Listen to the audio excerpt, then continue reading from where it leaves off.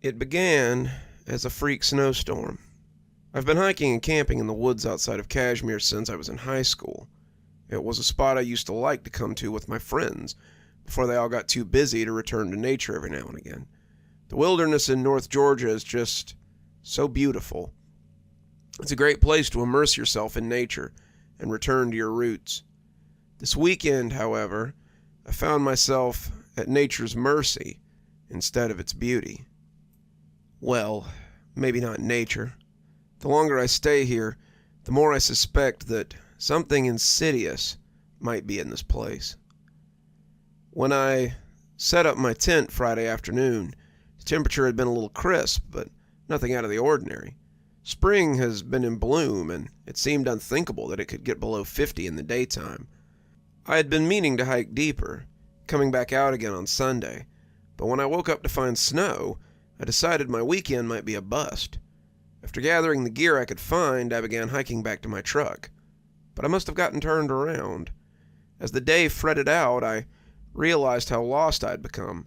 My usual landmarks were either covered in snow or changed so drastically that I didn't even recognize them.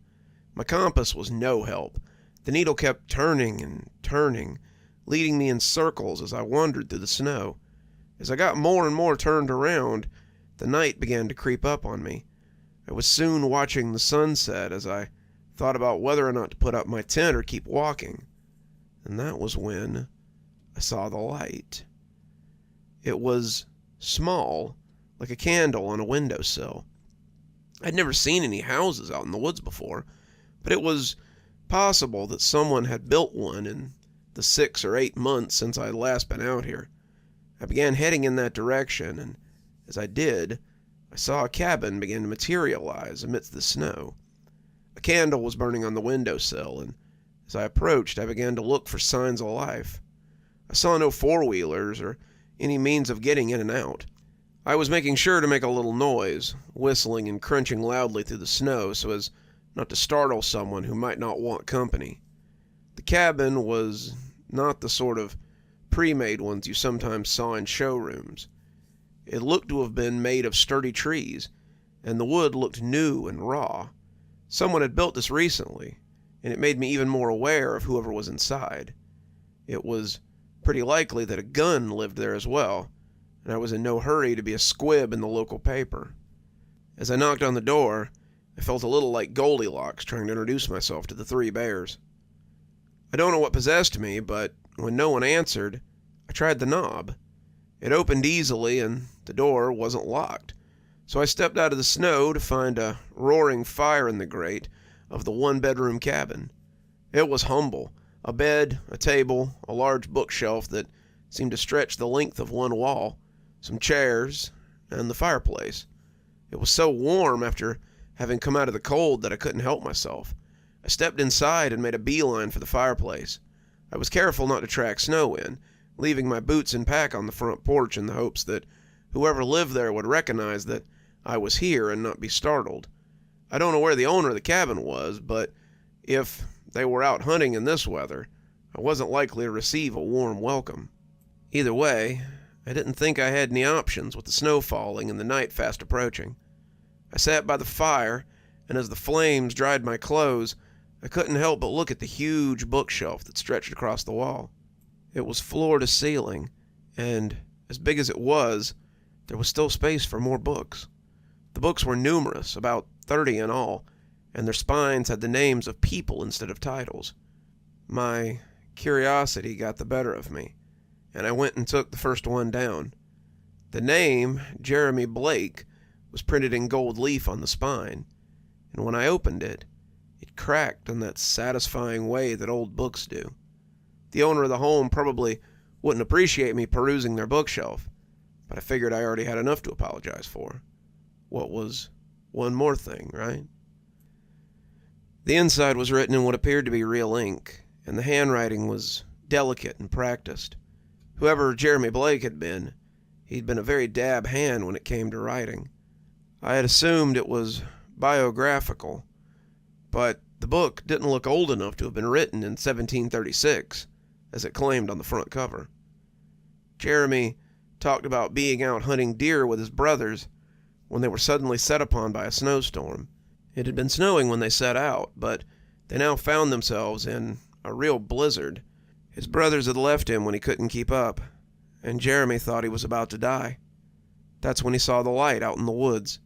He talked about coming upon the cabin, and how it had seemed so empty, but lived in. Like me, he had decided to thank the owner when he returned, and set about pinning this in his journal, which he'd brought with him. I pray the snow passes quickly.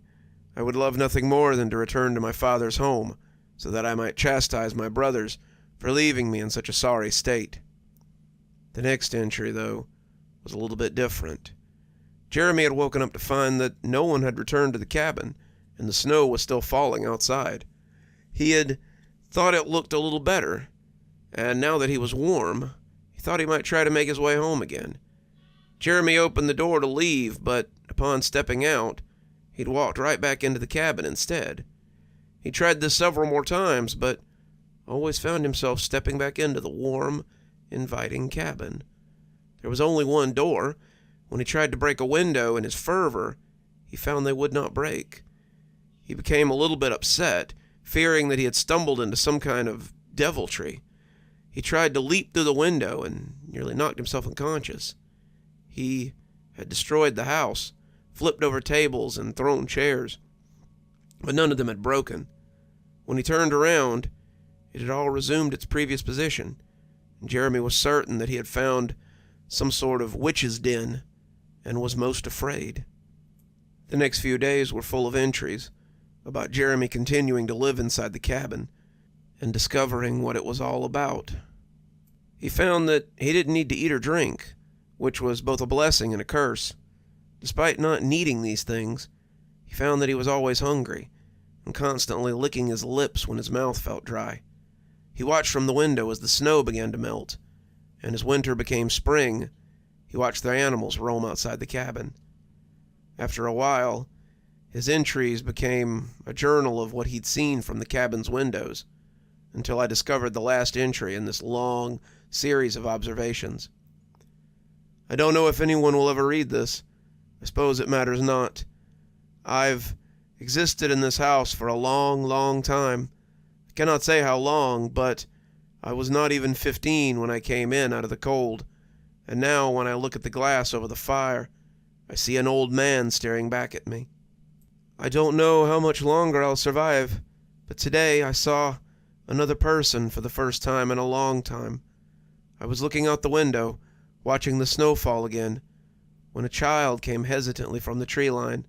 He was looking at the small candle that had brought me here, but his eyes got big when he saw me looking back at him. He took a step towards the house, meaning to come inside or ask who I was, but I shooed him away. I think now that I should have let him open the door to see if I could escape, but I couldn't take the chance of that boy being stuck here as well. Better to die alone here than have some young fellow watch me pass. He scampered away when I banged on the glass and yelled at him. Probably for the best. I'm going to stop now. This journal does nothing but remind me that I'm alive. Maybe it would be better to be dead. I wasn't sure what to make of the journal. Was it real, or some make-believe story the owner had concocted? I looked at the bookcase and wondered if they were all like that. It was getting dark outside, so I took the second journal over to the fireplace so I could read it in the roaring light of the fire. A pine knot cracked as I got comfortable, and the whole experience was very rustic. The handwriting was a little rougher, not the same as the beautiful script of the previous one. Inside were the musings of a woodcutter. His writing was shorter, more surface level. He'd gotten lost while chopping wood and found the cabin on his way home. He stopped in to see who lived there and got himself trapped inside, just like the writer before him.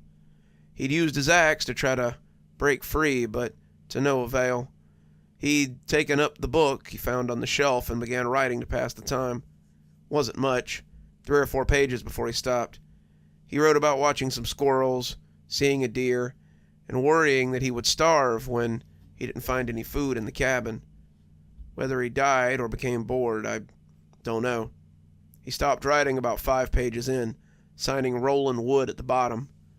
The same name on the book spine, written in the same rough gold leaf that the words were written in. The next diary turned out to be a kind of fantasy story, something my grandpa would have called an oat opera. It talked about pioneers on the trail, one of them breaking off in the night to have a call of nature. He finds a strange cabin with a flickering candle, and once he went in, it refused to turn him loose. He spent a few pages talking about being trapped in the cabin, and when his sister came to look for him, he saw her and banged on the window to get her attention. She looked up, clearly startled, and ran away before she could help him. Whether she'd seen him or not, no one ever came to look for him. The rest of the journal was spent telling the story of the pioneers and what they must have seen on the trail. His sister seemed to be the main character, and he talked about the Indians they fought, the animals they hunted, and the things they survived on the way to their new home. Eventually she married a man, and the two lived on the prairie with their growing family on the outskirts of Preacher's Glen. Towards the end, he must have become a little jaded with the whole thing, and the story took a dark turn. His sister, her husband, and her children became riddled with hardships as the Indians descended upon their house, burning their crops and killing them all. The sister watched her family suffer for the crime of leaving her brother behind. The journal ended with her finally being allowed to die at the hands of her captors. He signed it William T. Pitt on the last page, and when I looked up from the story, I realized it was day again. As snow rattled loudly against the window, I had to wonder if it had only been a day. Jeremy's journal made it clear that the concept of time was a little wobbly. Had I been here a day? A week? A year? The snow was still blowing outside, but it didn't have to be the same storm that had brought me here. I looked at the door as I got up to put the book away, and wondered if I would find myself stepping right back into the cabin. I took a step towards the door, but I wasn't bold enough to try it yet. I needed more research first. With little else to do, I picked up the fourth journal. I noticed that William Pitt was on the spine of the third one as I put it back, and Beverly Stryker was on the spine of the one I took down.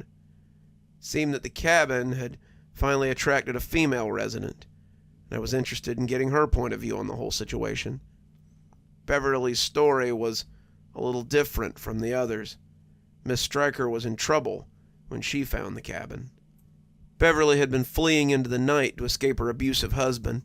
She hadn't wanted to marry him. He was not the sort of man that women like to marry, but she had made the mistake of falling for him when she was young, not realizing what a brute he was until it was too late. By then, her father had decided that if his youngest daughter wanted to marry someone so far below her station, then he would let her. He had enough useless mouths to feed, useless mouths in need of dowries, and her husband had asked relatively little from him by way of a dowry. The two had been wed less than a year when Beverly had run away for the first time. He had found her easily enough. Her husband was a hunter, and her trail had been easy to follow. He had his farm hands tie her up in the barn and whipped her with a horsewhip he used on the colts when they were breaking them in. Her skin had been covered in welts, broken and red from the lashing, and Beverly had been left in the barn overnight to think about what she'd done. She thought all right, but it wasn't likely the reflection her husband had been thinking of. Beverly lay in the filthy hay all night, thinking about her current situation and planning her next escape attempt. She played the dutiful wife for the next 3 months, filling his cup, cooking his dinner, and keeping his house like he liked, until her husband grew lazy again. He stopped having the hands watch her so closely. He stopped locking the bolts every night so she couldn't escape. He stopped putting the dogs out every night so they would alert him when she left. Then one night, she ran, but not fast enough. He was after her sooner than she expected, and she had heard the bang of the dogs and the clomp, clomp, clomp of the horses' hooves. She was running through the woods, the early autumn chill sending goosebumps up her skin. She hadn't gotten dressed in anything heavier than a shift. If he'd caught her getting dressed, he'd have known she meant to run. So now she ran in the light of the late-year moon, her body bathed in the golden light as she fled for her life. When she had fallen, she had expected to be ridden down out of hand, but the hooves and the dogs went past her as she lay curled in the boughs beneath a tree. The roots made a kind of cage, Beverly looking through the bars as she listened to insects and night birds singing their song. She expected to be found, expected to be caught, but as the night deepened, she found it was only her out in the wilderness. The dancing light had stolen her from her worries, and that was when she noticed the candle. Beverly found the cabin and had been trapped by the enticing cage.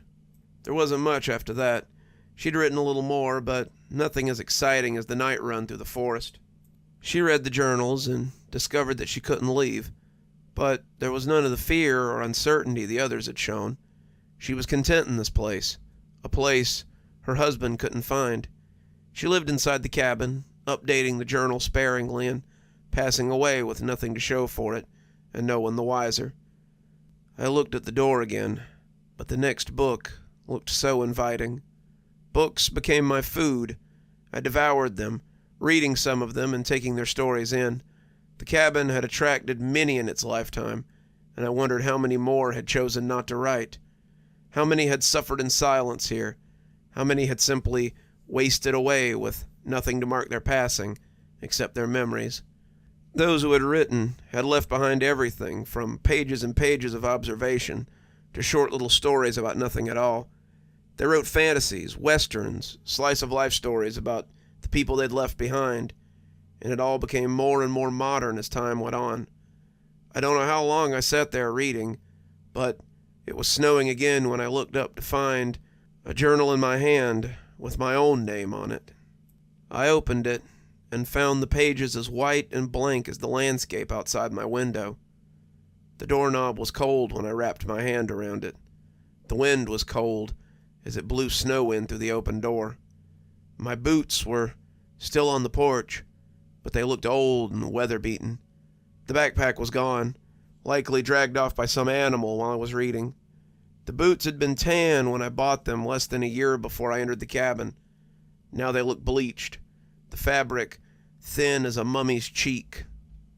I wanted to reach out and touch them, to see if my fingers would go through the thin skin of the boots, but I knew I would never get close to them. I stepped out onto the porch and found my foot coming down on the hardwood floor of the cabin. I closed the door and went back to the fire, picking up the journal with my name on it. If you're reading this, then it's already too late. I don't know if this place is supernatural or just some old pocket out of time, but I do know that it's a trap. I don't know if there's any escape from this place, but I know that no one's coming to look for me. I hope my diary is the last, but I have no doubt there will be others. The house seems to draw us to it, collecting stories as it collects lives. At least I'll be warm before I die. I looked down at what I'd written, unsure of what else to say. It was barely a page, and the effort seemed lame. I was no writer. I'd never done more than emails or text messages. But as I struggled to find something to add to it, the futility of the exercise hit me all at once. If someone read it, they would be trapped anyway. My warning wouldn't help them, and my eyes slipped over to the fire as I thought about just burning it. Would it burn? I didn't know, but if the cabin wanted lives, then why give it what it wanted? Then I turned back to the door and thought of something a little different. An experiment might bear results. The book thumped onto the porch when I tossed it, and when I turned back to the bookshelf, it hadn't returned to its spot. The snow skittered across the pages, leaving wet runners on the paper as they marked them. They fluttered back and forth as the wind hit them, but the book was a little too heavy to be pushed by the wind. The snow seemed loath to come up on the porch, so I didn't think it would ruin it. When I closed the door, I hoped that someone would see it before they opened it. I had added a little bit at the end, and as I sat shivering by the fire, I hoped they would notice the book and follow the instructions before barging in. Knock 3 times and open the door. Under no circumstances come in. If the house is empty, run away as fast as you can. If I'm here, hopefully you can help me escape."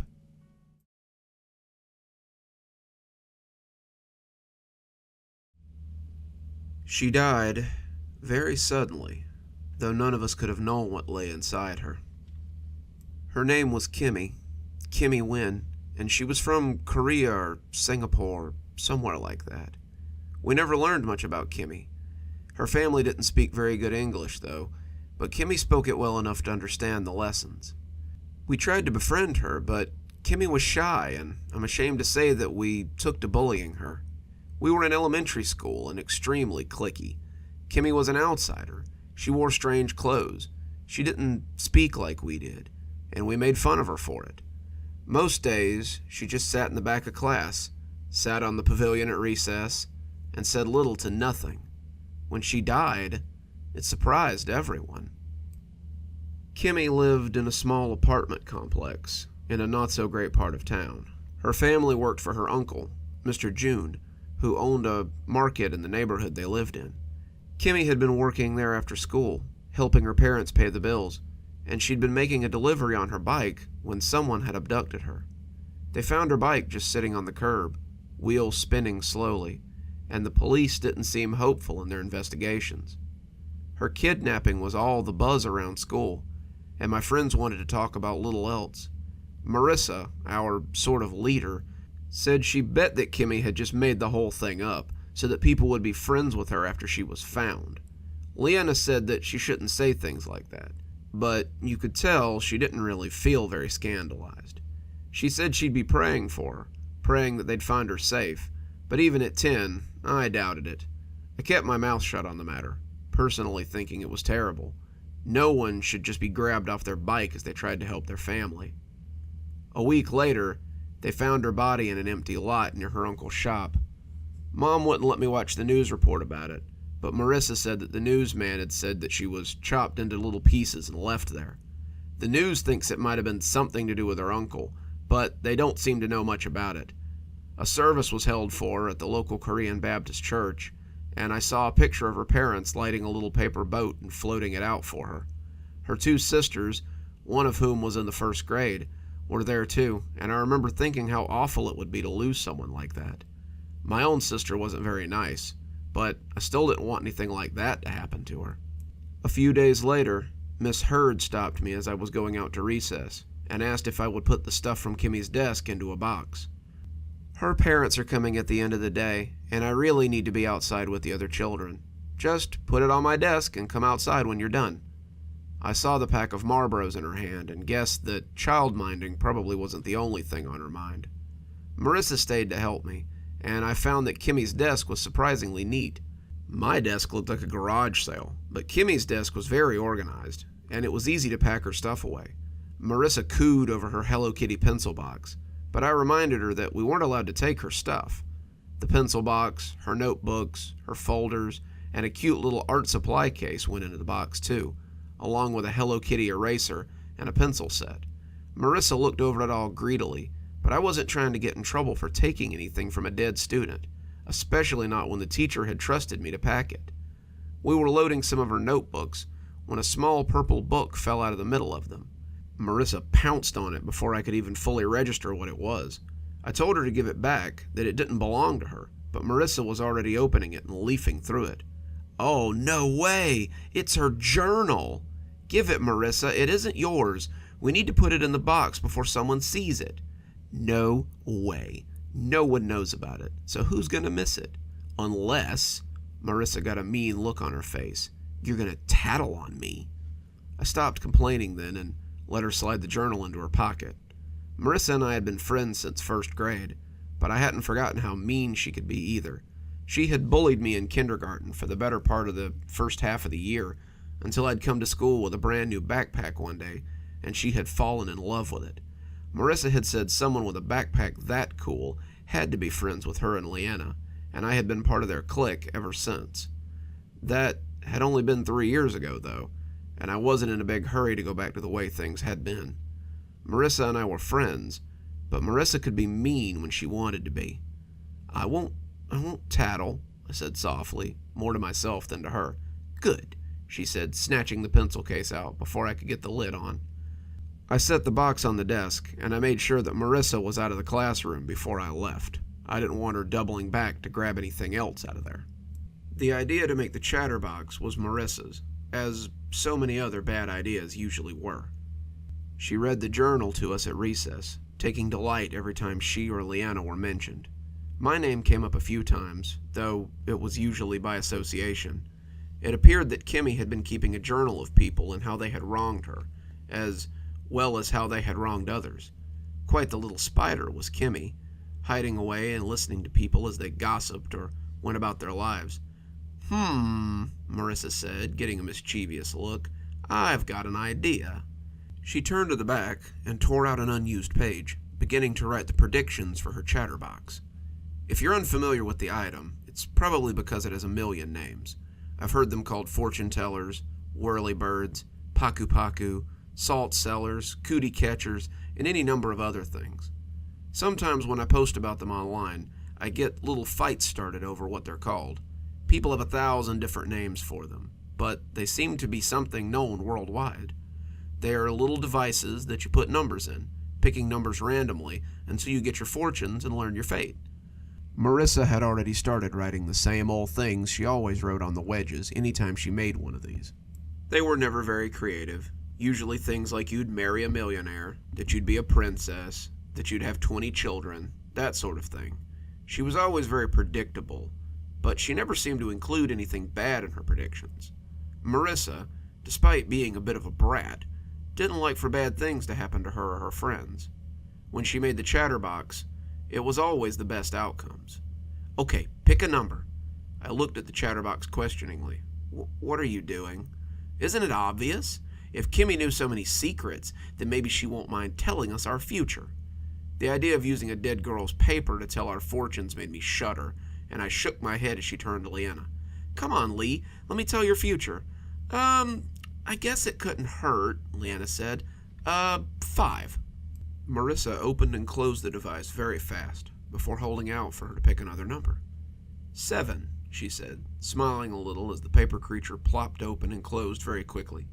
3, she finished, and Marissa opened the flap. You should tell Jana what you... But Marissa stopped suddenly. She seemed to realize that she had read words before she had quite put together what they had said. Tell Jana what? Leanna said, smiling but looking a little nervous. Marissa looked at me. Did you write something on this while I wasn't looking? No. When would I have had a chance? Marissa started to call me a liar, but she huffed out a hey as Leanna took the chatterbox and looked at the tab. She looked confused when she got the chatterbox away from her, but she looked angry after she read what was on the tab. You should tell Jana what you did to Mark at the lake. She tossed the little paper thing in Marissa's lap. I told you that in confidence. I only kissed him because you said that I should. Lee, I didn't write that. But Leanna was already storming away, heading for the picnic tables. Marissa looked back at me, holding the paper craft out as though inviting me to take my turn. I don't really want to do it. It feels kind of creepy. Oh my God, Marissa groaned, deep in her throat. Here, I'll do it. She picked numbers at random, moving her fingers very quickly as she selected her fortune. Marissa looked mad, furious even, but that didn't seem to stop her from selecting numbers and finding out what her fortune might be. The fortune that Leanna had read had shocked her, and she was interested in finding the ones that she had written so she could feel okay again. It was a fluke, she must be thinking, and now she was going to prove it. She opened tab number 3, and I could see her hands shaking as she read it. Felicia doesn't like you. She pretended to, because her mom asked her to. She looked at me suspiciously, but I just put my hands up and looked at the words inside. It's not even either of our handwritings. Your handwriting is swoopy, and mine is super sloppy. This handwriting is way too neat to be either of ours. Marissa looked at the handwriting, and then flipped open the journal as if looking for the source of it. She stared at a few of the pages before slamming the book shut and taking the chatterbox with her. I asked her where she was going, but she didn't answer. Turns out she was going on a tour of the playground. I didn't realize what was going on until a group of angry kids approached the playground monitor with a frantic Marissa in tow. The lead girl, Felicia Spaulding, looked livid, and Marissa was trying to tell her how sorry she was with every step she took. "Miss Conway, Marissa's telling lies about my friends and me." Miss Conway, a broad, beefy, grandmotherly woman with hands like slabs of meat, looked at Marissa and then back to Felicia. "What's going on, girls? What's this about lies?" "I didn't write it," Marissa wailed, waving the chatterbox with her free hand. "She wrote lies about us in her chatterbox. Her box said that my mom had gotten an abortion and that Cindy was adopted." Cindy, the tall girl with the wavy brown hair that hung with Felicia and her clique, was crying and shaking her head. Other kids had similar stories. Some said that her chatterbox had told them that their parents were getting divorced. Others said that it had said it knew things that they had done or things they had said. One of them even claimed that it told him that his aunt would die later that week and that she was in the hospital with cancer. "Marissa, hand that thing over," Miss Conway said, her face growing dour as she listened to the long list of complaints against Marissa. Marissa gave her the folded paper, both hesitant and loath to be rid of it, and she almost cried out in anguish as Miss Conway tore it into pieces. "Next time I hear of something like this, I'll give you after-school detention. Stop writing lies about people, and the rest of you go play." They all dispersed, Marissa looking down at the pieces of the chatterbox as they drifted in the wind. I hadn't walked up with the rest, but I was still close enough to hear Felicia tell her not to expect to go to any of her parties anymore. Marissa changed after that, and it seemed to me that the chatterbox was the reason for it. For the rest of the day, she just sat at her desk and looked down at her lap. I couldn't see what she was fiddling with at first, but eventually I saw it was another one of the chatterboxes. I was shocked. Hadn't she learned her lesson after the first one? Her book was open, but her hands moved below the lip of the desk in a rapid series of jerks and swoops. She would flick it once, twice, 3 times before opening the corresponding flap and reading what it said. Every answer seemed to make her more and more agitated. She would take it off her hands sometimes and seemed on the verge of ripping it to shreds before gently sliding it back on and starting again.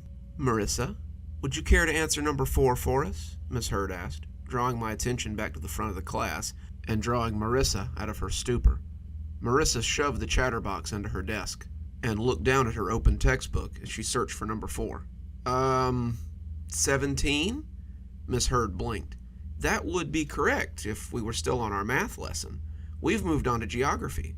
Are you feeling well, Marissa? You don't seem like yourself today." Marissa turned beet red, digging through her desk to find her book. Miss Hurd had approached her desk, I suppose wanting to see if she might be feverish, and when she stooped to pick something up, I saw that the chatterbox had tumbled out of her desk as Marissa looked for her book. "Oh, what have we here? I remember these from when I was a little girl. We used to use them to tell each other's fortunes. I can't believe kids still make these for..." But as she had been talking, she had opened one of the flaps on the chatterbox. She glanced at the tab as it came fully open, and her words ended as abruptly as they had begun. Marissa looked up at her as her geography book came open, and the look on her face was enough to tell me that she didn't like what she saw there. "Get up," Miss Hurd whispered, her voice barely containing her rage. Miss Hurd?" Marissa asked, unsure what was happening. "Get your..." She curbed her next words. "Things, and come with me. We're going straight to the principal's office, young lady." Marissa looked up, confused, but collected her things and went with Miss Hurd to the office. She never came back to class, and when I asked Miss Hurd, she only told me that her mother had been called after something she had written in the chatterbox. Marissa was suspended for 5 days. She was taken out of class and put in another 4th grade class, away from Leanna and I. Leanna said it served her right for writing lies about people. She made her bed, and now she has to sleep in it. I would have honestly forgiven her, but not after what she said about Miss Hurd. I asked her what she had said, and Leanna leaned in like it was some big secret. "I heard that she had written that Miss Hurd was cheating on her husband with Mr. Sizemore." "The PE teacher?" "Yeah. Can you imagine? She's lucky she didn't get expelled. When Marissa came back to school, she was a very different girl. She looked frazzled, her red hair looking unkempt. She seemed to be constantly pulling at her clothes. She was nervous and twitchy, and she seemed obsessed with the little chatterbox. She would ask people to pick a space, ask them to make a choice, but most people would just walk past her without speaking. It's tough to be labeled a social pariah at 10 years old. She had lost all of her friends, except for me, and I wasn't even sure I still wanted to be her friend. When I saw her at recess that day, sitting by the fence and fiddling with the chatterbox, I sat beside her and asked if she was okay. I could smell a smell around her, and it wasn't an altogether healthy smell. "I can't let her beat me," she whispered, her face very close to the chatterbox as she worked the mechanism. "Who?" I asked. "Kimmy," she said, just as low, and when she opened the fold on the chatterbox, she sobbed and closed it again before starting. "Mara, Kimmy's dead," I said, using her nickname to try to bring her back to her senses. "Not all the way dead," she said, and when she opened the tab this time, her fingers crumpled the space, and I could read the message written there just before she closed it. "Your mother thinks you're crazy." Marissa pushed me suddenly, and the fence scratched my back as I slid sideways. Through the tears that welled in my eyes, I could see her lunatic's face as she pushed it inches from mine. "That's not your fortune. Don't read other people's fortunes."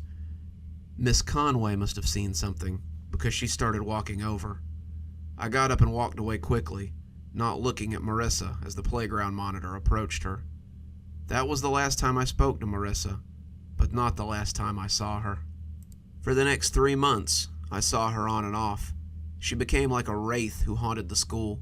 She stopped asking people to look at the chatterbox. She just sat off by herself and played with it, cringing and sobbing every time she opened a flap.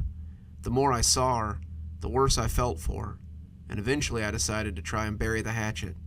I decided that after school I would go visit her at home and try to see if we could reconcile.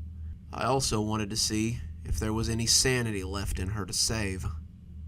She hadn't been at school the last couple of days, not that anyone but me had bothered to notice. When I arrived at her house, her mother seemed happy to see me. She told me that Marissa had been feeling poorly lately, and that maybe a friend might cheer her up. Marissa's mother looked like she hadn't slept in a few days, and even at 10, I noticed that she approached Marissa's room like there might be a wild animal behind the door.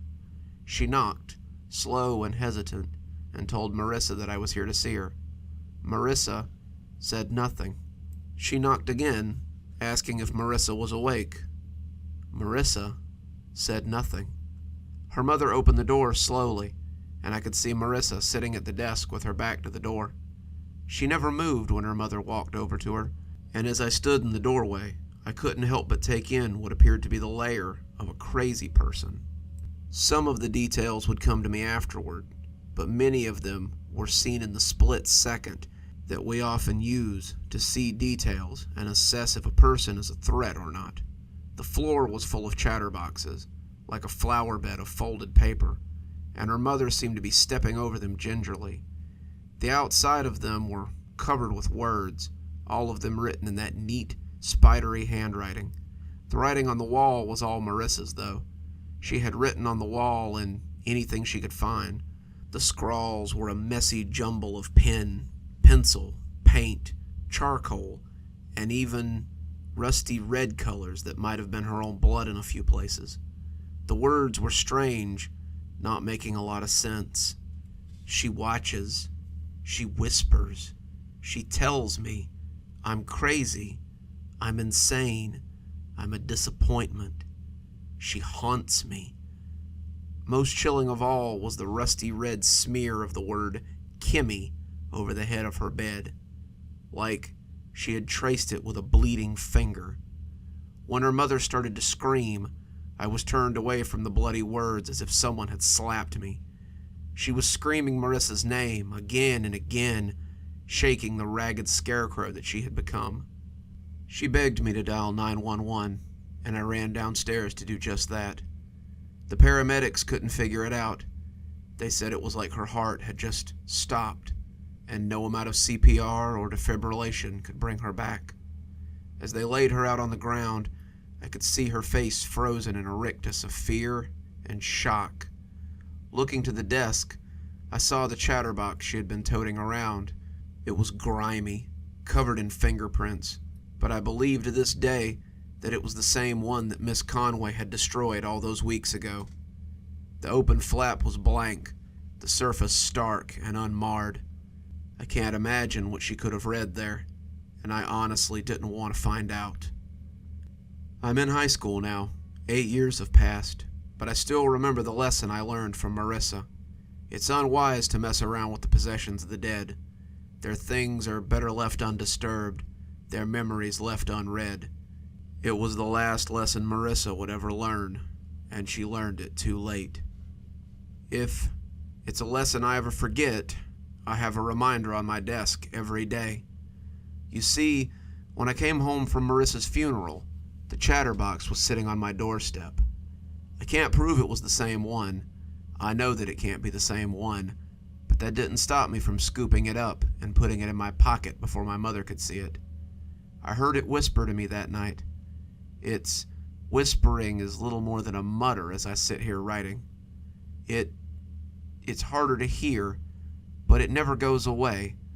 That's why I refuse to touch it, let alone use it. Let Marissa and Kimmy keep each other company inside that thing for the rest of time, for all I care. I don't want the knowledge they hold that badly.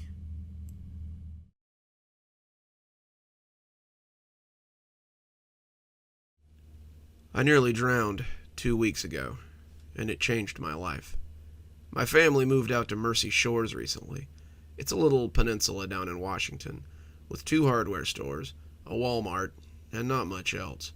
Mom and Dad grew up in San Diego, amongst the hustle and bustle of city life, and decided they wanted to retire somewhere a little quieter.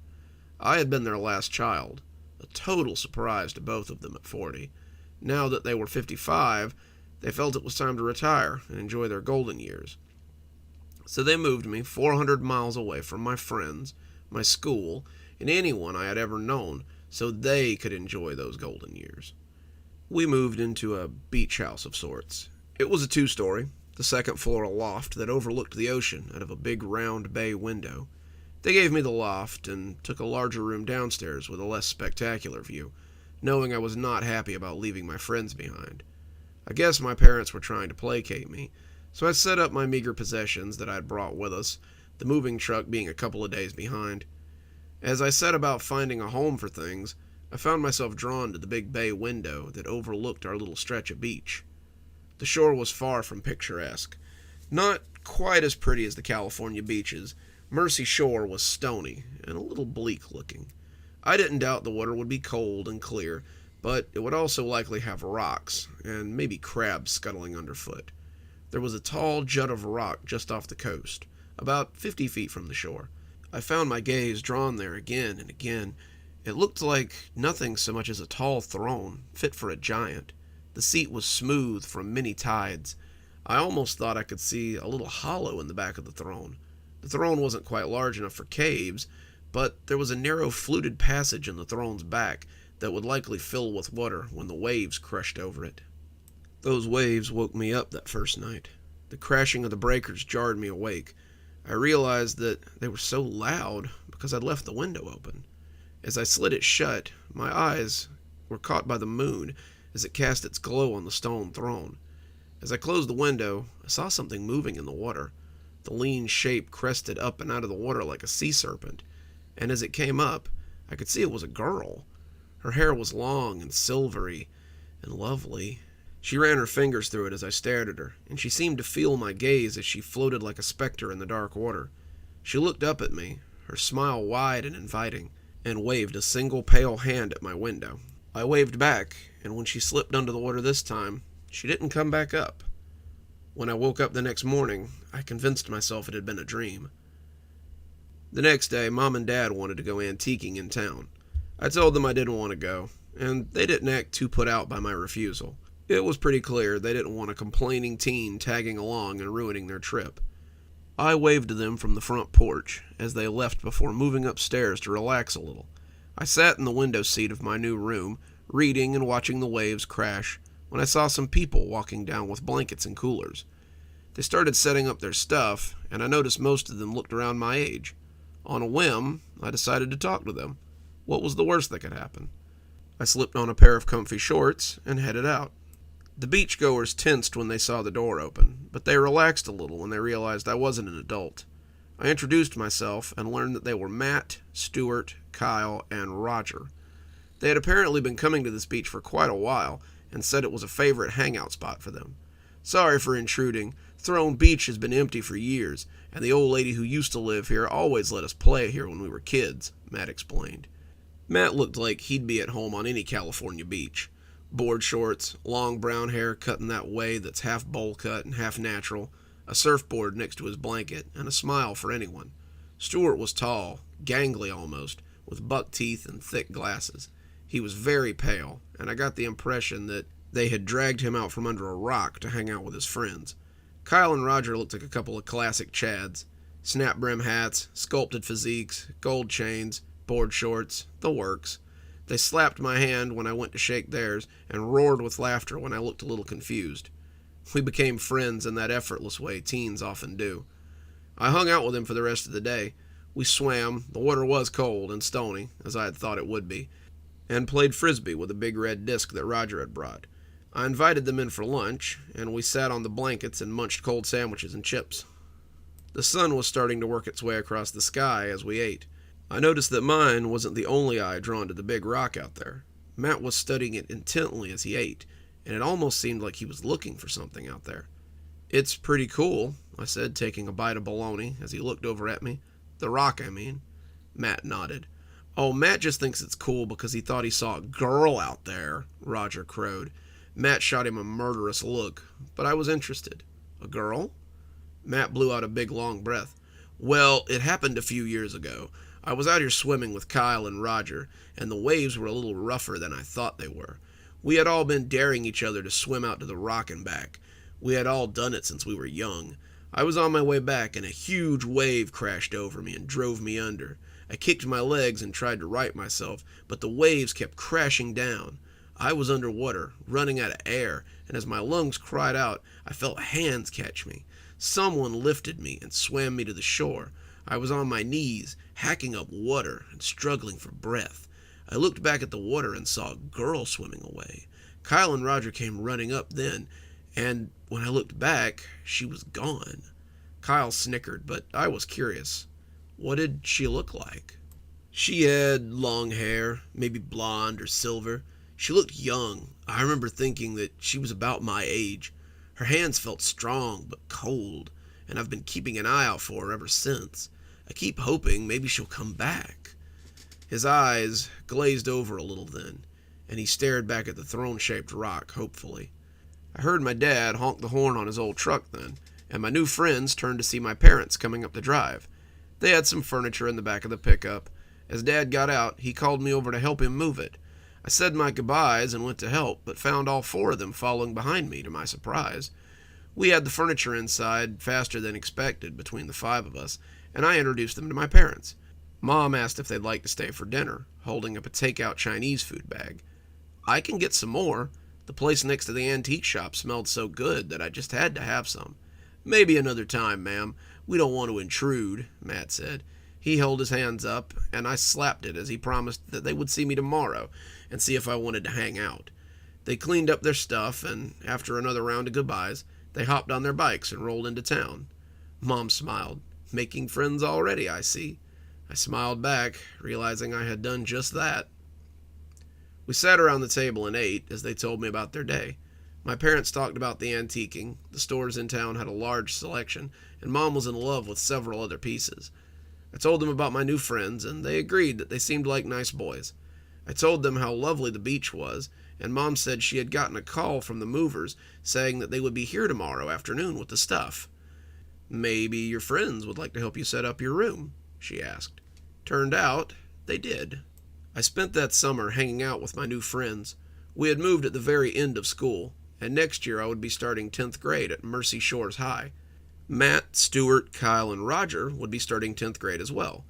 We had many of the same classes, and as the summer slipped away, Matt proposed one last beach day to celebrate the end of summer.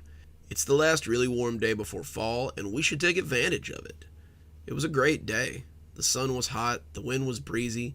Dad had set up a grill and was cooking hot dogs and hamburgers. Mom had found the badminton set, and we were using it to play volleyball. Mom agreed to play with us, to round the teams out, and she turned out to be really good at it. Roger, Stuart, and my mom creamed Kyle, Matt, and I 3-5, and we decided to swim a little after that. We took to the water like a school of fish, and Kyle suggested we swim to the rock. "Come on, Kyle, let's not," Matt protested. "What's the matter, Matt? You chicken?" Kyle teased. "I'll race you," I said, starting to swim for the rock as Kyle cawed angrily and lit out after me. You don't realize it from the shore, but the rock is pretty far out. It was about 30 feet from the beach, and you just don't really realize it till you're there. I had swum to the rock before, we all had, but it's never the same trip twice. I swam hard, tearing up the surf as I went, and when I got to the rock, my arms were burning. I hung to the side of the rock like a barnacle, catching my breath as Kyle closed the distance. When he was about 3 feet away, I dove back into the water and started swimming hard for the shore. I heard him yell, but I ignored him, paddling hard as I made for my friends who were bobbing near the beach. That was when something grabbed my leg.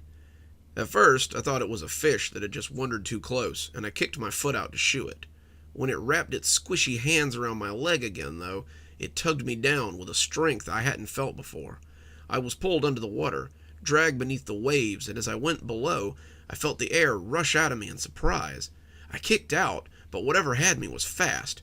It dodged out of the way of my kicks and continued to drag me into the blackness below. I opened my eyes, trying to see what it was, and I was transfixed for a moment. It was a girl. It was the girl. Her hair plumed around her like a halo, and as she noticed me noticing her, she smiled at me. For a moment, it seemed like her mouth was too full of teeth, rows of needles that gleamed in the murky depths. She tugged me down, but now I very much did not want to go. I kicked again, but I was losing focus. I needed air. I was losing consciousness. As the blackness swam up before my eyes, I thought for sure I was going to drown. Then, something grabbed me under my arms and tugged me free. The next thing I was aware of was someone giving me CPR as I coughed and gurgled on the beach. Mom's face swam before me, and she smiled in relief as I came back. I sat up, still coughing, and heard someone in the water yelling for Matt. Kyle was beside me, apologizing profusely as I choked out the last of the water. I looked around and saw that Stuart was yelling at Matt as he dived under again and again, searching for something. I coughed up some water. "What's wrong with Matt?" Kyle looked out and sighed. "He went out to save you. He dove to get you, but he came up talking about a girl he'd seen. He said she had you by the leg, and after he put you on the beach, he went out to find her again." Dad called the festivities shortly after that. Kyle and Roger hauled Matt out of the water, and the four left after saying goodbye and telling me that they were glad I was okay. Matt didn't say much of anything. He looked dazed and confused, and kept looking back at the water as they led him back to the bikes. I knew how he felt. I found myself drawn to the water after that. If I had a spare moment, or even if I didn't, I would sit by the water and listen to the waves. I couldn't get her out of my head, that beautiful creature that had grabbed me. Why had she grabbed me, I wondered. She had seemed intent on showing me something underwater.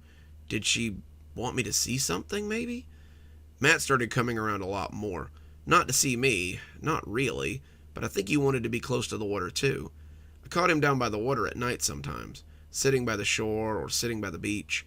He never brought anything. He was always just sitting in the sand and staring at the water.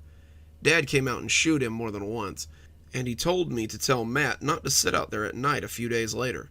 He could get hurt out there, and I don't want to call the cops on him for trespassing. That was the night I heard the whispery voice coming from the beach.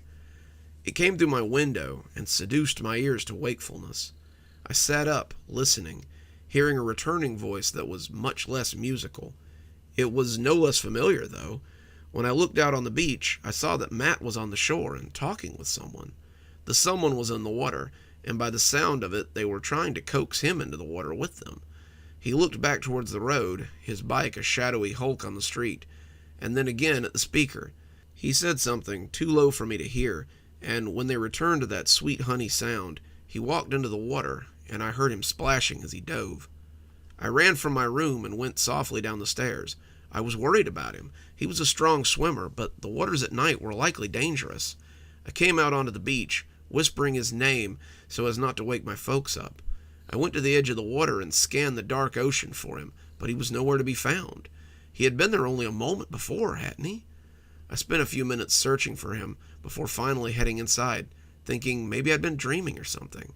That was when I heard the voice. "Hello, handsome." I turned back to the water. I'd heard a feminine voice speak, heard it plain as day, but all I could see was the black waves as they churned endlessly. It was dark out there, too dark, and I didn't think that anything could exist out there in that blackness. "Not leaving already, are you?" the voice asked again. It was closer now, and when I looked, I saw a silver-haired girl sitting on the shoreline. It was the same one as before. She was dressed in a green dress, the color of seaweed. Her hair was long and silver and hung wild around her, shimmering wetly in the moonlight. Her skin was like porcelain, so white and flawless, and her face looked like a carved mask made of flesh. Her hands were on her knees, and when she turned, she smiled at me with the most beautiful set of perfect white teeth. She was breathtaking, the most beautiful woman I'd ever seen, and as she tugged at my legs, trying to get me to sit, I did. "What brings you here so late?" she asked in her whispery voice. I thought my friend was here." "No one here but me and you." Her silvery hair danced in the moonlight as she shook her head. "I saw you the first night I moved in here," I said, not knowing why. She nodded. "I wanted to say hello, and now it seems I have." I don't know how long I sat there, but it was the best night of my life. We talked for hours about nothing at all. She absorbed every word I said, and I basked in her ephemeral beauty.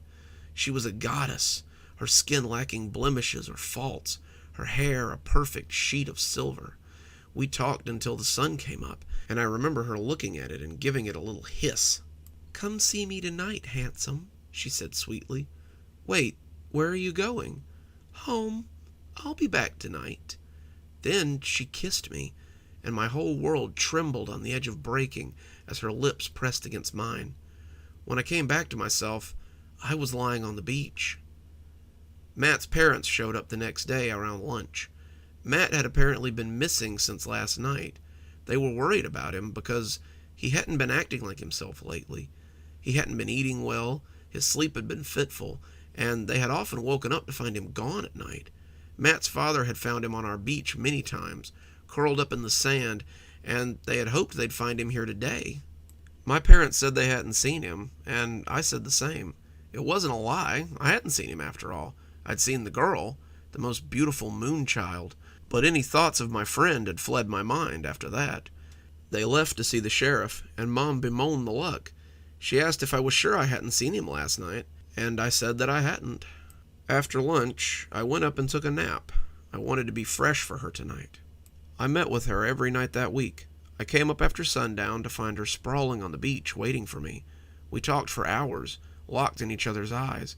Her face was the most beautiful thing I had ever seen, and she seemed to hang on my every word. Thinking back, I don't think she spoke much at all. She wanted to hear about my life, my friends, my hobbies, books I'd read, and anything else that mattered to me. She always left at sunrise, kissing me and leaving me dazed and confused. In town, Matt's disappearance was big news. The sheriff had talked to us a few times, wondering if any of us had seen him. The state police were searching everywhere. Every friend he'd ever had, anyone who could have any contact with him, and every place he might have been was searched and searched again.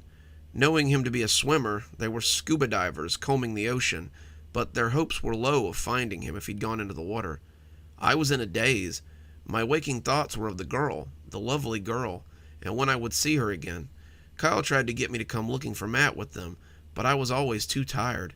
Mom wanted to take me school shopping, but school just didn't interest me. I was in love, I was in lust, and I wanted nothing but my porcelain goddess forever. My haze held until one day when they found Matt. Kyle came slamming into my room, rousing me from sleep and saying we had to go. "What? Kyle, it's too early. I want to sleep." "It's 12:30, dude. Get up and come with me, now." He threw clothes at me as I groggily got out of bed. What's your damage, man? Why the sudden rush? We found him. My blood ran cold. You found Matt? What's left of him. Stewart's got the sheriff, and Roger's staying with the body. I need you to come say your goodbyes before the media circus hits. If you even want to say goodbye. I put my shirt on, glaring at him owlishly. What's that supposed to mean? Kyle glared at me. You're acting just like him before he disappeared. You don't want to hang out. You don't even want to help us look for him. So I'm assuming that you already knew he was missing. I don't like what you're insinuating, I said, starting to get angry. You seemed like a good guy when you first moved to town, but now I'm not so sure. You know something. Maybe not all of it, but you know something. Now either come with me or don't, but either way, it's the last time you're ever going to see him. It's also the last time I want to see you. I got dressed and followed him. Matt, it turned out, had washed up on the beach about 5 miles from my house. Well, what was left of him had washed up. His arms and legs were picked over stumps. His eyes and nose were gone, ditto for his lips and ears. If he hadn't still been wearing the t-shirt that Roger had given him for his birthday a year before, no one would have known it was him. He was a torso, picked over from head to toe. When we got there, Stewart and Roger were nearby, both of them crying. The sheriff had shunted the two boys away, and as we approached, he raised a hand to stop us. No closer, boys. I appreciate you finding the body, but I need you to stand back. Kyle told the sheriff how they had found the body while riding along the road. We were going to the corner store when we saw him. We thought he was a dolphin that had been washed up until we saw the t-shirt. That's when we came to get you. The ambulance came and took the body away. I remember looking at him under that white sheet and still being able to see his eyeless face. I realized I'd been living in a cloud the whole time. I needed to find out what had happened that night, and only one person knew for sure. After dark, I went to find her. She lay waiting for me, the same as always, but when I didn't sit, she seemed worried. "What's wrong, handsome? You seem upset." I took a deep breath. "What happened to Matt the night we met?" "Who?" she asked, but her voice didn't seem right. "My friend, Matt. I think you'd been talking to him just like this before he died. I think he went into the water after you that night, and now his body is sitting in the morgue, half eaten." I took a step back from her. "Handsome, I don't know who this person is. Why don't you come sit with me? You can tell me all about them." She patted the sand, and for a moment I saw a hand the color of algae. I saw a hand with webbed fingers. She must have noticed, because the hand was normal again just that fast. I took another step back. "Why did you save him all those years ago? Why did you save him from drowning if you were just going to kill him?" She looked down, her hair making a sheet in front of her face. "He wasn't ready yet." That sent a shiver through me. Ready? Ready for what? When she looked back up, her face had changed. Her eyes were like onyx stones. Her nose had become a snake's slit. Her teeth were rows of sewing needles, and her grin looked ready to split her full rotten lips. The dress wasn't a dress. It was her shimmering scales, and as she moved, I could see a tail like a carp's attached to her. Her whispery voice was now like a hook dragged across a rock. "We needed his seed. Our men are gone. There's no one to hunt for us. We must make some more. We have to create the next generation." My feet were moving backwards now. "You killed him for his...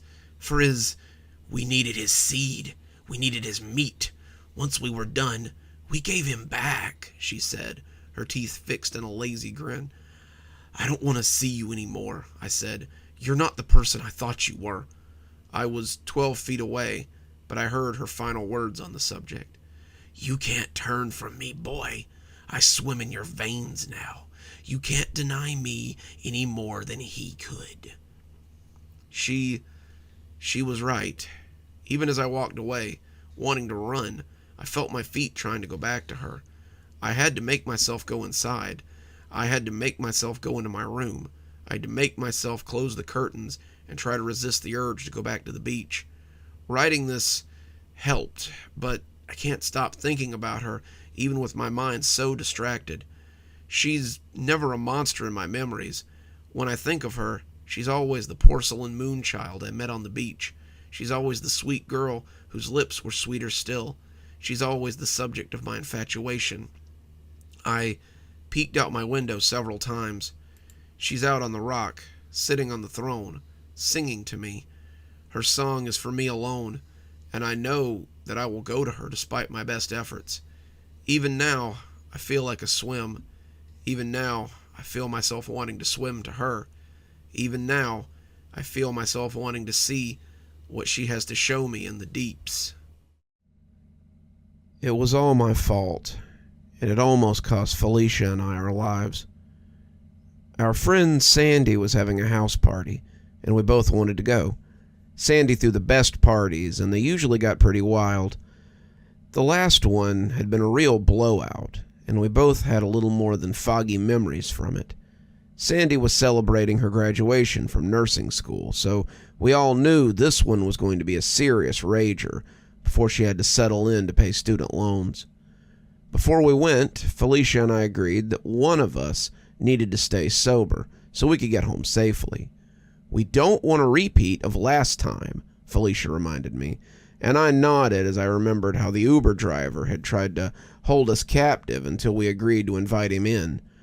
Running in heels is never fun, but we had managed it that night and beat him to the door of our apartment. So, we did rock, paper, scissors for it. Went 10 out of 10, and I ended up with the loss. I wasn't happy about it, but I decided that I would do my best to stay sober so we could get home without having to A, get rides from creepy handsy guys, B, get murdered by a stranger, or C, have to take a cab that neither of us could afford. We pulled up to the party already in full swing, and I took a deep breath as I prepared to say no to temptation and be the best sober friend I could be. I lasted all of an hour before I just couldn't hold out anymore. Someone handed me a drink, didn't even ask, and I drank it before I could think better of it. It was one of the very tasty screwdrivers that were going around, so I decided then and there that this would be my only one. I could still hold out. One drink wasn't going to get me. An hour after that, I was completely plastered. Felicia was not pleased when she found me. She had decided to go all in, so now both of us were drunk and had no clue how we were going to get home. We took one look at each other, laughed, and said screw it. We drank way more than we should have that night and had a blast. We danced, we drank, and we mingled our way through the party. And when Sandy waved us out around 2 a.m., we were basically holding each other up. I staggered to the car, but I couldn't even get my key in the door to unlock it, let alone drive. Felicia and I decided that we would just walk home. It was 7 blocks from Sandy's house, but we had no chance of getting a cab this late, and the Ubers would be all weirdos at this point. Felicia agreed, but was basically dead weight after 3 steps. She was ready to sleep and certainly wasn't interested in walking 7 blocks. I was holding her up, looking for options as my own buzz wavered, when I saw a yellow cab parked at the corner. I got excited. It was a little late for cabs, but I wasn't about to question Providence. The light was still on, the guy in the front seat looking pretty awake, and I thought our luck might be turning around as we staggered towards him. I knocked on the window, and the guy with the red hair snugged down under a driving cap jumped as he turned to look at me. He was a big guy, big with fat instead of muscle, and he looked surprised but also delighted as he rolled the window down. He asked how he could help us, and I told him we needed a lift. He asked where we were going, and after telling him the address, I offered to give him a nice big tip if he got us there safely, with no weirdness. "Yes, ma'am, I believe I can manage that," he said with a big smile. "Hop in." So we piled in the back, he turned off his light, and off we went. Felicia was asleep about the time we made the first turn, but I decided to stay awake to make sure the driver didn't try any funny business. We were from a pretty big city, and girls had been going missing pretty regularly lately. You read about it on Facebook all the time. They go out, get a little drunk, and then they're never seen again. No one really knew what it was, but a lot of people thought it was a murderer. It was scary to think about, but I felt a little safer being in a real cab rather than an Uber with some random guy. You never quite knew what the vetting process was on Uber, but I knew the cab companies had to do background checks on their drivers, so at least this fellow was on the up and up. "You ladies coming from a club?" he asked, making small talk as he took his first left. "A house party," I said, trying to be polite. "Our friend was throwing a real heck of a get-together, and we partied a little too hard, I think." "Sounds like fun. Looks like your friend had a little too much, though." "Yeah, she does that sometimes. I was supposed to stay sober so I could drive us home, but I'm not very good at it." "Well, I guess it's a good thing for me, then." I made a non-committal noise and settled back. There was a little holder on the partition with waters in it, and when I reached for one, I saw the cabbie turn to track my movements.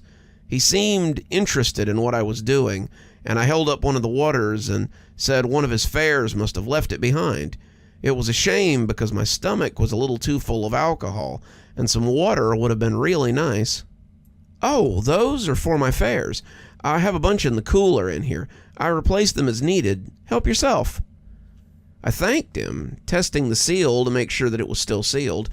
It seemed to be, but I never got it open. The feel of the wheels beneath me was lulling me to sleep, and I was losing the fight. I tried to stay awake, but I was just too drunk. My eyes kept slipping shut and opening, and as I threatened to go under for good, I heard the cabbie's phone ring. He picked it up, talking to someone, and it was like his whole demeanor changed. There was a very different voice than I was used to. Gone was the jovial guy who had picked us up, and now he was gruff and kind of short with whoever he was talking to. It seemed like a complete flip in personality. "Yeah, I got him. We'll be there soon." I started to ask what he meant by that, but before I could question the statement, I was unconscious. I don't know how long we were out for, but I woke up suddenly, unsure of where we were. I looked around, groggy and disoriented. Felicia was still sleeping beside me, dead to the world and not showing any signs of coming back, and the cabbie was still behind the wheel and driving us home. At least, I thought he was. I glanced out the window, no longer seeing tall buildings and concrete, and I thought he must have taken a wrong turn. We were in the country. The buildings traded for rural pavement and shadowy houses. Everything was dark outside, no street lights this far out in the country, and I just watched it whiz by for a moment as I tried to make sense of it. I was confused, not sure how we had gotten so lost. Then I remembered the conversation before we passed out. "Yeah, I got him. We'll see you soon." Even in my drink-addled brain, I remembered those words. I glanced at the numbers on the dashboard clock and was surprised to see that we had been in the cab for over an hour. It shouldn't have taken that long to get home. 7 blocks would have been an easy drive this late at night. And as I tried to sit up, I felt something press against my wrist. The unopened water was a cool pressure against my arm. I didn't remember opening it and realized I must have fallen asleep before I could drink it. My vision swam as I tried to come upright, and I blinked quickly to clear it. "Where?" I tried, but my throat was dry. "Where are we?" The cabbie jumped a little, probably figuring I'd passed out like my friend, and when he looked over his shoulder, I heard again the voice of that happy cabbie who had picked us up again. "We're driving to your home." I tried to make his words make sense, but it was like wading through mush. "This isn't right. I live in the city." "You told me 175 Worth Street," he said, tapping his phone and the holder on the dash. "No," I slurred, trying to make my head stop spinning. "It was 751 Worthy Street. We were..." I put a hand to my mouth as hot vomit threatened to come coursing up. We were only 7 blocks from our house. He put a theatrical hand to his brow. Oh my gosh, I guess I put the address in wrong. Let me just find a place to turn around and we'll get you back on track. He started tapping at his phone, but I could see he wasn't hitting anything. I was suddenly wary, some of my intoxication ebbing away as he put on a show of trying to get the address right. I remembered those stories about the girls that had gone missing, and I wondered if our names and faces would be on the news tomorrow. Would they think we just wandered off after drinking too much? Would they even look for us? He turned down a side road, saying he was going to turn around, but instead of turning around, he kept driving.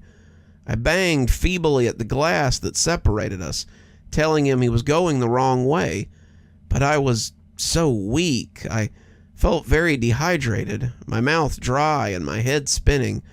I reached for the water, but I thought better of it.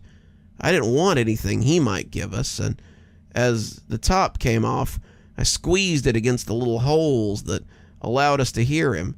He jumped and cursed, turning around to glower at me as the voice from the phone came back again. You stupid bitch! I hope you keep that energy when they get you. They'll teach you some manners. My blood ran cold at that, and I let the empty water bottle fall as I looked for other options. I tried the doors, but the child locks were on, and I couldn't get it open. I started to panic. I kicked at the door, at the glass, but each kick was more feeble than the last. I was starting to feel like I might pass out. The cabbie laughed, telling me about all the terrible things the people he was taking me to would do, and my vision was swimming with tears. I bent over and puked in the floorboard, some of my wooziness clearing up as I purged the liquor, but it also left me feeling weak and unsteady. I banged my head against the glass as we finally came to a halt, and I went shakily to the window to see where we were. We were not miraculously in front of my apartment, the whole thing a dream or a hallucination, but in a vacant lot down some country back road. At the end of the vacant lot, perched like a gargoyle, was a white van waiting for us to arrive. As we sat idling, the doors came open and shadowy figures started getting out. I felt my blood run cold as they walked towards us, stopping halfway between as if waiting for the cabbie. I thought again about my car sitting in front of Sandy's house and how I could have driven us home if I had just stayed sober. Looks like we've reached your destination, said the cabbie, turning around to flash me a big creepy grin as he slid his seatbelt off. Don't go anywhere. I'll be right back. And he hopped out to go talk to them. I shook Felicia, trying to wake her up, but she was little more than dead weight. They would get her. They would get me in my current weakened condition. I couldn't fight them off. I could barely keep my head up, and I cried bitter tears in the back of that cab. If I was lucky, maybe they'd just kill us, but I doubted it. We were both likely to end up in some overseas brothel or on the streets of South America, and either prospect was grim. The cabbie shook hands with one of the shadow people, pointing back at the cab and likely telling them he had a couple of half-drunk girls ready for transport. We were in the middle of nowhere. There was no chance anyone was coming to help us.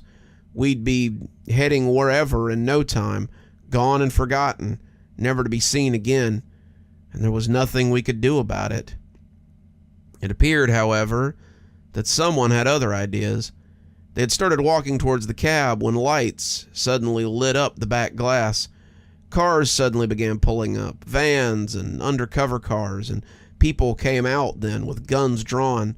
The men in the headlights of the cab put their hands up, and as they were surrounded and cuffed, they were dragged off to those vans pretty quickly.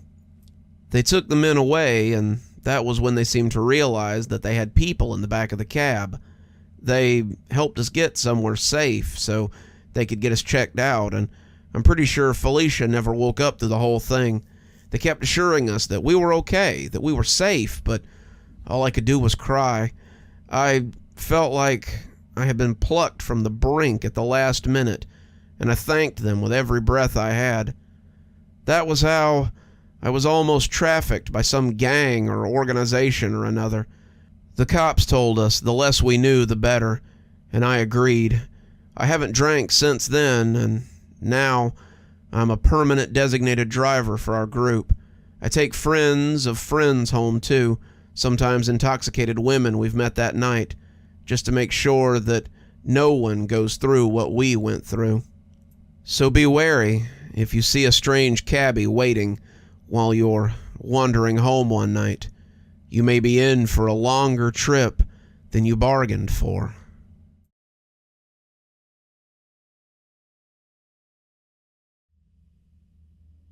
There once was a man with ears, you see, in the dead of the night he'll come for thee. He'll drag you into the woods to scream, and there your bones he'll gnaw. Soon shall the bunny man come to take you away from your dad and mum.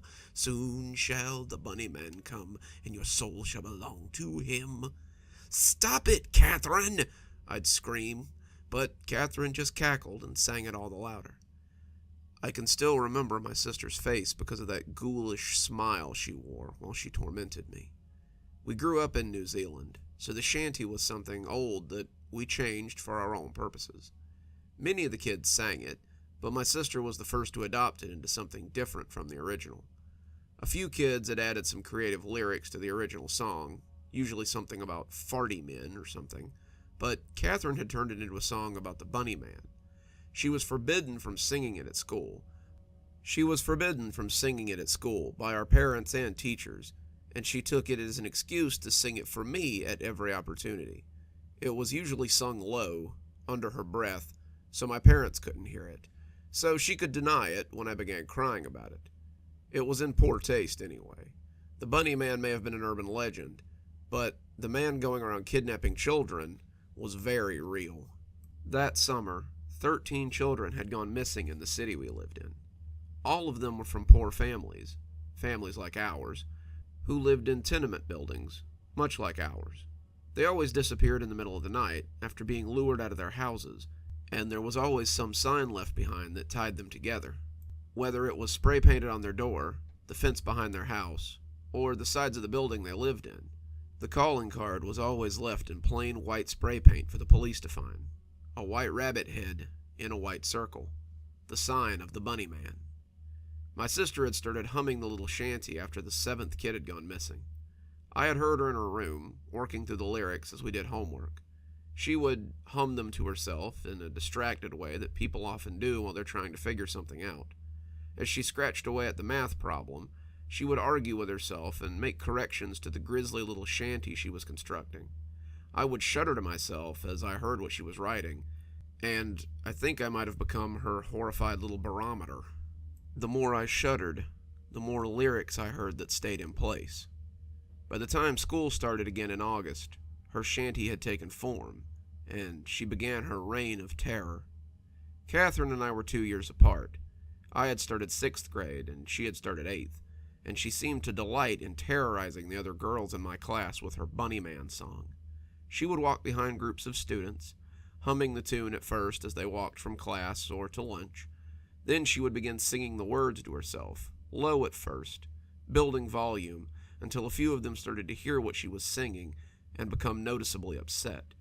Then she would run up behind the group, caterwauling the last verse as she sent them screaming and running in all directions. That's how she had earned herself a suspension from school and a grounding from our parents. That's why she was home that night, the night of December 15th, the night the bunny man did indeed come. We were both grounded that night, actually. My sister was grounded after being suspended from school for her bunny man shenanigans, but she didn't much care. She was happy to put off schoolwork and watch TV all day and suffer the wrath of our parents. I, however, was grounded for encouraging these antics by saying I had seen the bunny man. It wasn't a joke, though. I wasn't trying to encourage Catherine in her bad behavior. I had woken up for the 6th night in a row, hearing someone humming that shanty and going to the window to see who it was. I couldn't actually be hearing anyone, I realize now. Our loft was on the 5th floor, looking out on a vacant lot and the road behind the building. There was no way I should be able to hear anything. I could, though. I can clearly remember hearing that shanty, hummed in a gravelly baritone that sounded as though it were right outside the window. The first few times I heard it, I went to the window and looked out on the lot. In the moonlight, he was standing there, in the road, a man in a dingy gray rabbit costume, his eyes glowing yellow and his ears cocked almost jauntily. My parents would hear me screaming and come running into the room to see what was going on. They would find me on the floor, screaming and pointing out the window, always gibbering about the bunny man.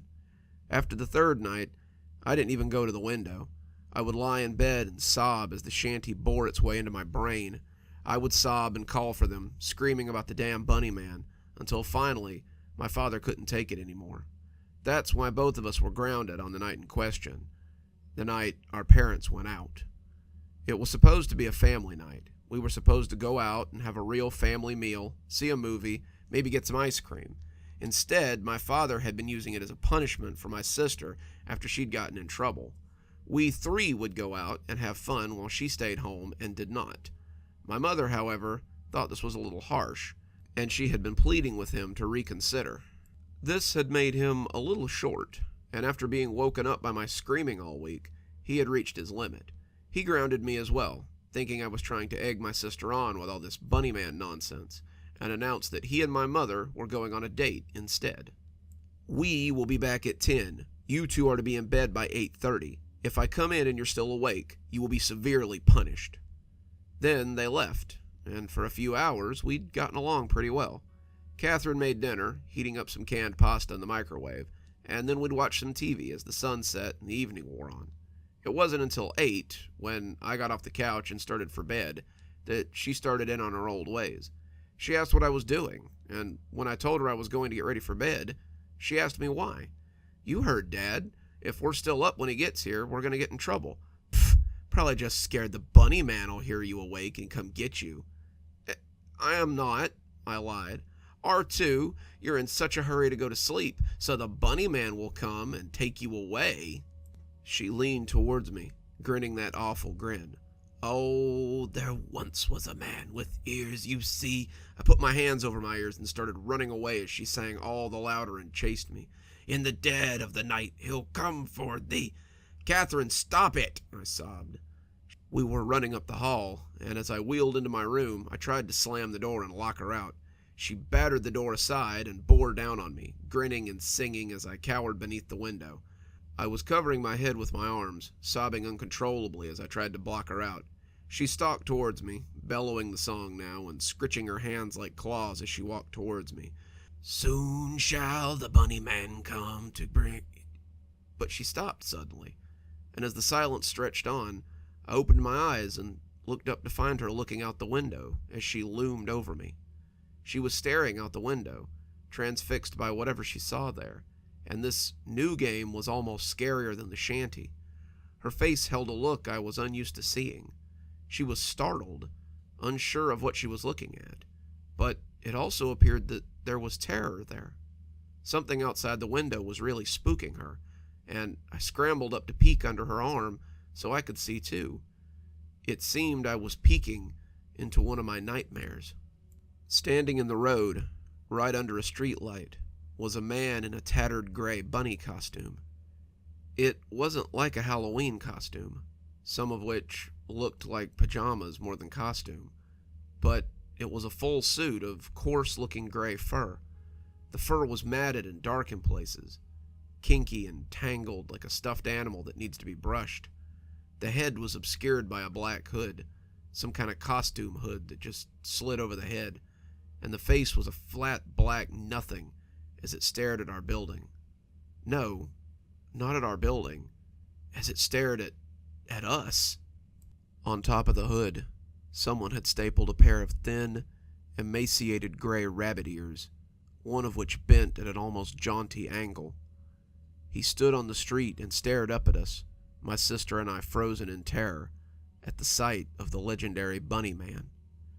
All at once, I heard a gruff, tuneless humming from the street, that sounded startlingly like Catherine's shanty. He had no words to go along with it. He only hummed and stared, and I think we both felt an almost magnetic desire to stare back at him. It was like the scene in a scary movie where the monster's out in the open, and you pray that none of the characters are stupid enough to go confront him. In your heart, though, you know that one of them is. Catherine, it appeared, was that one.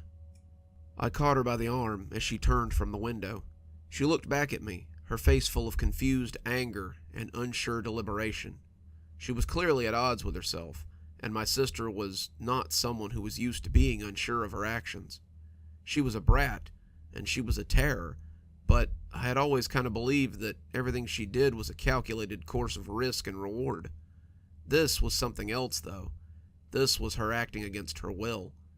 After all, she had sung about the bunny man coming for others, and now it appeared he had come for her instead.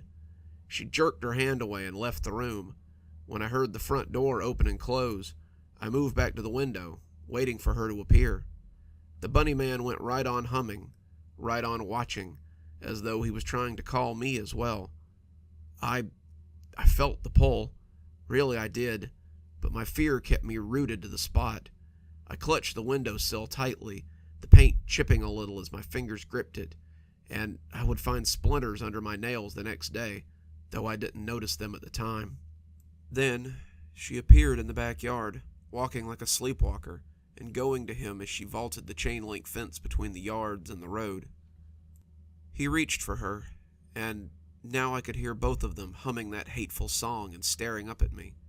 It filled my head like a hive of bees, and I knelt my head against the glass as I prayed that it would stop.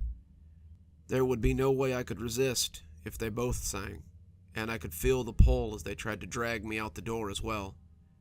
After about 60 seconds of them humming and staring, she took his hand, and the two of them disappeared up the road.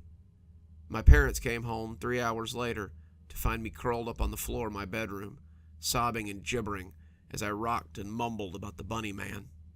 They searched the house, thinking that my sister had gone too far. She had finally scared me too much, and now she was going to have to answer for it. As my mother sat with me, trying to console me, my father tore up the house looking for Catherine.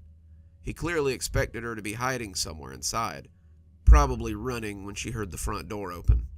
When he couldn't find her inside, he went looking for her at her friends' houses.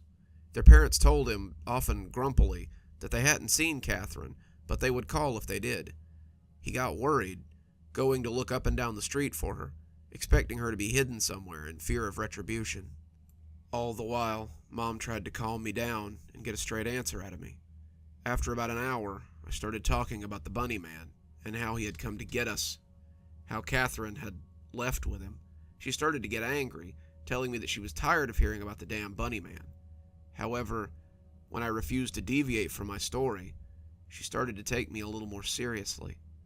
The police were called, the neighborhood was searched, people were questioned, and the woods were combed for the next week and a half.